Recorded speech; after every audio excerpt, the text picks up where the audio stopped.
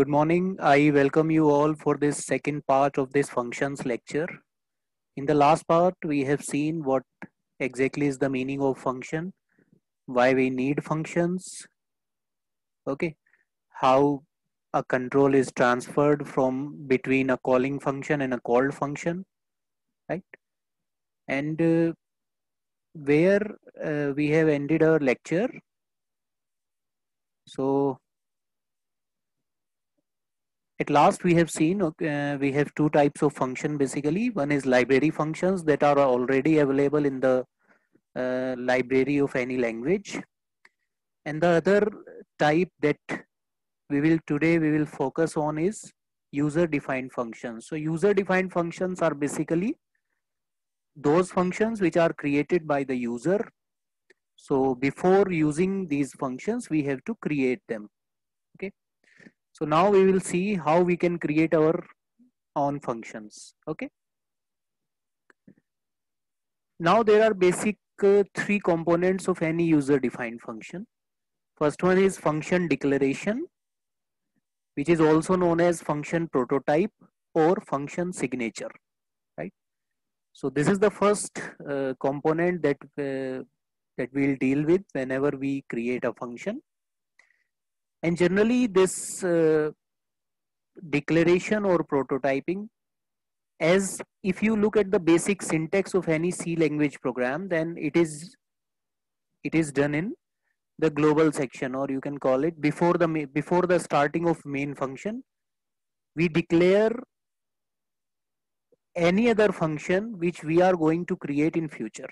Okay,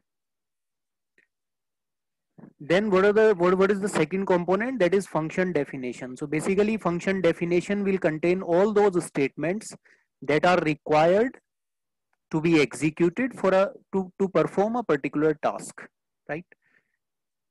Then last component, but obviously that is the most important one, that is function calling. Function calling means basically invoking a particular function, right? Because until or unless you call a function, it isn't of any use for you, right? Like I am having some money in my pocket, and if I am not aware of that money, then obviously it is of no use for me.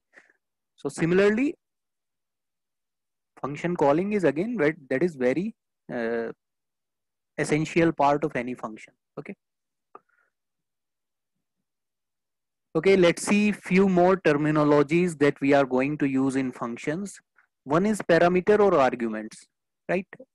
So parameter or arguments, basically for that you need to understand a few things. Like if I have a function main obviously I will always have a function main, and suppose I have created one more function, let us call it fun1, right?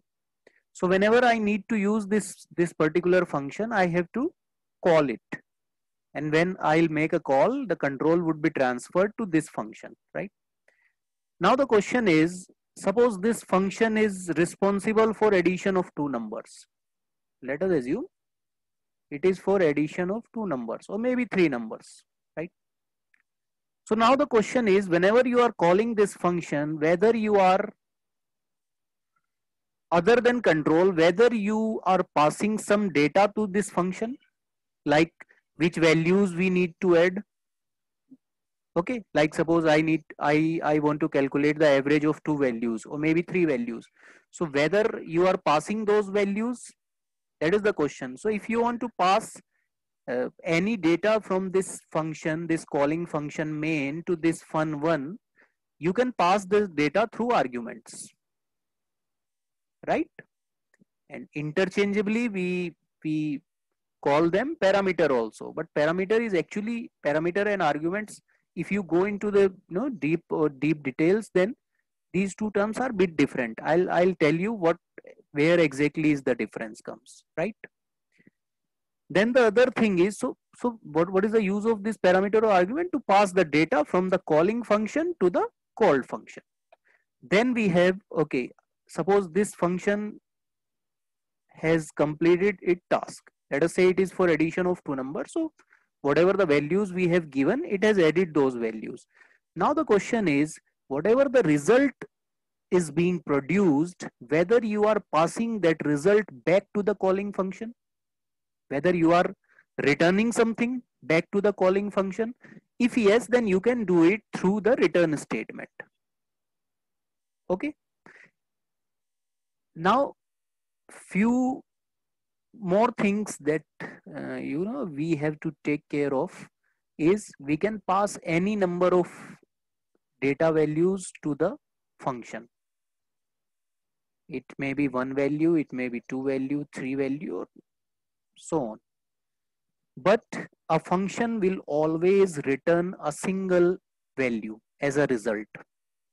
It cannot return multiple values, because once you write a return statement in any function, and that if that return statement executes, then control will come back to the calling function. Okay, that is the first thing you need to remember. Right now the obvious question is, okay, if suppose I need to return multiple values, what I am gonna do? What is the solution of this particular uh, you can call it limitation or constraint? What is the solution? Solution is, in later lectures we will see a concept called call by reference, call by address, right? So there we'll see, okay, yes, if we want to do to have multiple changes, then yes, we can achieve it through call by address method. Okay. Then again, it is totally up to the user or programmer, whether he or she wants to pass some data, whether he or she wants to return some result. Okay, suppose if someone say, okay, I am not passing this, I am not returning any result. So yes, the other option may be I can print that result here only. Maybe I do not need that result in this particular function. So in that case, I'm not going to return it, right? Like where I do not need to pass any data to the function. Okay.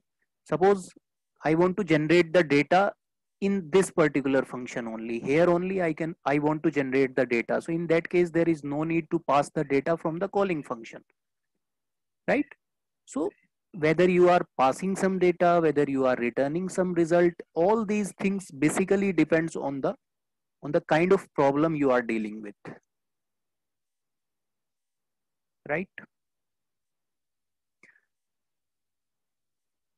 So first component is function declaration. As I have told you that it is generally done in the global section, right? So what I need whenever I declare a function, I need three things. One is function name, then the list of parameters, how many parameters uh, that function would be having. Again, it may have 0 parameter, it may have 1 parameter, it may have 2 parameters. So the number of parameters and the type of parameters depends on the problem. Like let us take one example. Suppose I want to find the factorial of a given number. So how many values I need to pass? I need to pass only one value, the number for which I need to calculate the factorial. But there is some other problem, like I want to calculate the average of two numbers. So in that case, how many parameters would be there? Two parameters would be there. Suppose in third scenario, I need to find out the average of three numbers. So three parameters would be there, right? So the type of parameter and the number of parameters, that totally depends on the kind of problem. And the last thing is what type of data it will return. Okay, like whether it will return some integer data or maybe some float data, so character data. So that all depends on your function. It may be possible that it won't return any data. In that case, what we do, we take the return type of the function as void. So if a function is having a void return type, that directly means it is not going to return you anything. Okay. Now what is the syntax? First of all, we write the return type, what kind of result it will return. So it may be void, int, float, char, whatever, structure. Then we have a function name of the function. It is an identifier, so you have to follow those rules that we have already studied for naming, right? And then list of parameters. At the time of declaration, right, you can just put the type of all parameters, like first may be integer, second may be float, third may be character, or maybe all are integer or are float. So this is how you can do it. So that is just an example of declaration. Float, here I have written float. That means my this function is going to return me a float value. Then avg, that is the name of the function. Then two parameters are intended. That means it will take two values from the calling function, and both the values must be integer type. Now you have to be very careful when you use functions in C language, especially because if you go to some, like you may have some experience of some other language that maybe they're following object oriented concepts. So there we have a concept of function overloading also, right? Function overloading or method overloading, we call it, where we can have, you know, same name of function can be there, but we may have different kind of parameters, different type of parameter. But this is not the case with C language. So here you have to be careful whenever you are declaring, whenever you are defining, whenever you are calling a function, the type of parameters must be uh, it has to be, it has to be same throughout, right? Then comes definition. So as I have already told you, definition will contain all the statements that are required for performing a given task. Okay, like if I am saying I want to calculate the average of two numbers, so there has to be some statements that I have to write to find out the average. So all those statements you will put in the function definition. And as per the basic structure of C language programs, all the user defined functions, definition of all the, other functions that you are creating, all those definitions are written after the main function. That is a convention. And how you are going to do it? First of all, you will copy the signature. That means return type, like signature, function signature, return would be there. Then name of the function would be there. Then type. Now, if you remember, in case of function declaration, we have just written the type 1, type 2, and so on. But here, now we are dealing with exact data. So here I have to take variable also. So here variable will come into the picture. So you will have type, then variable 1, comma type variable 2. The number of parameters should be same. Okay, the number of parameters should be same. Now remember this thing, this var1, var2, these are known as parameters. As I have already told you, there is a difference. So these are basically parameters. Then here I'll write all statements that are required.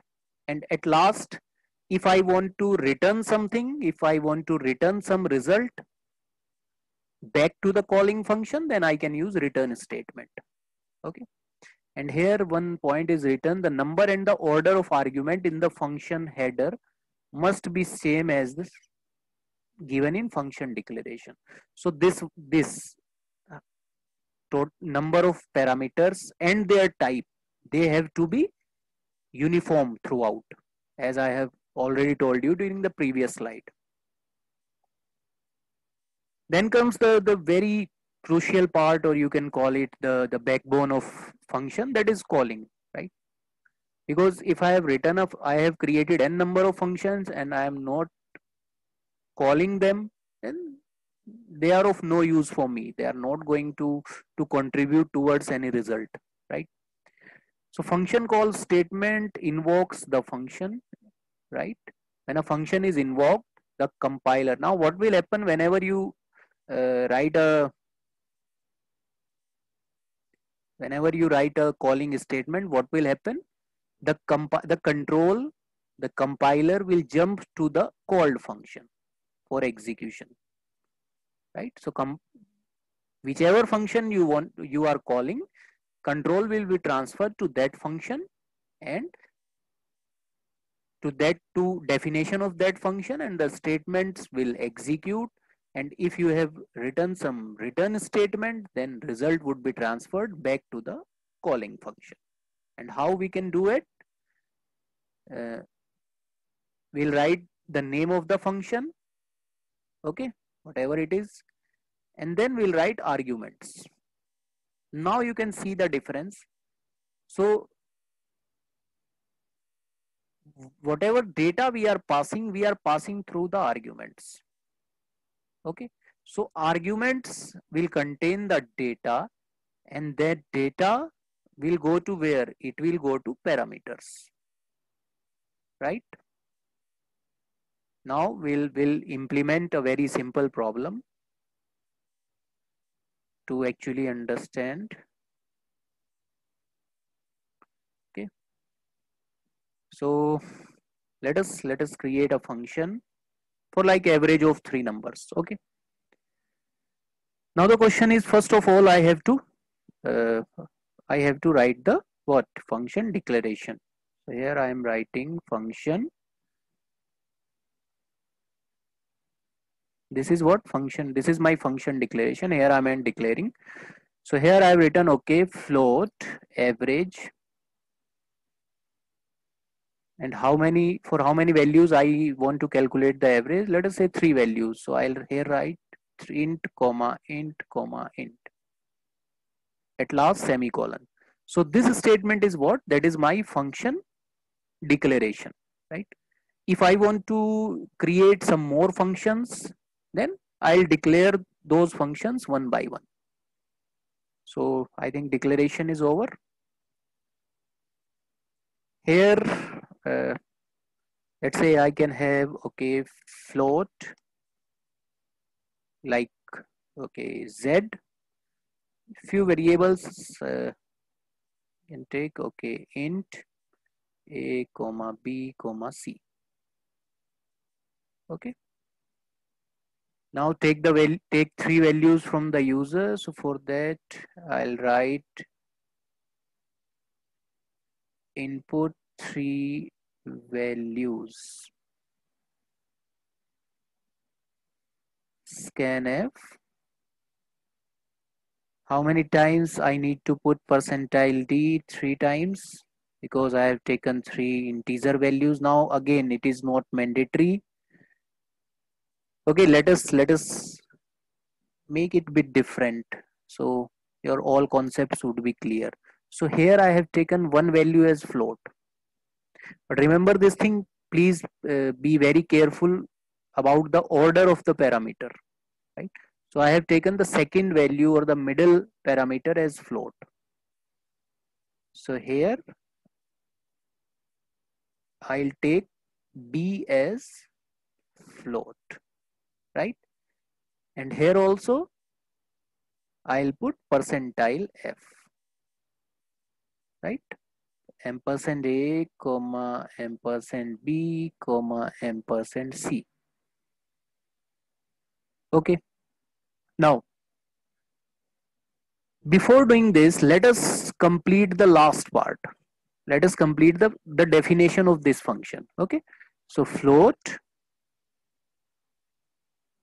average, and here what I can do, I can write, okay, int a comma float b comma int c.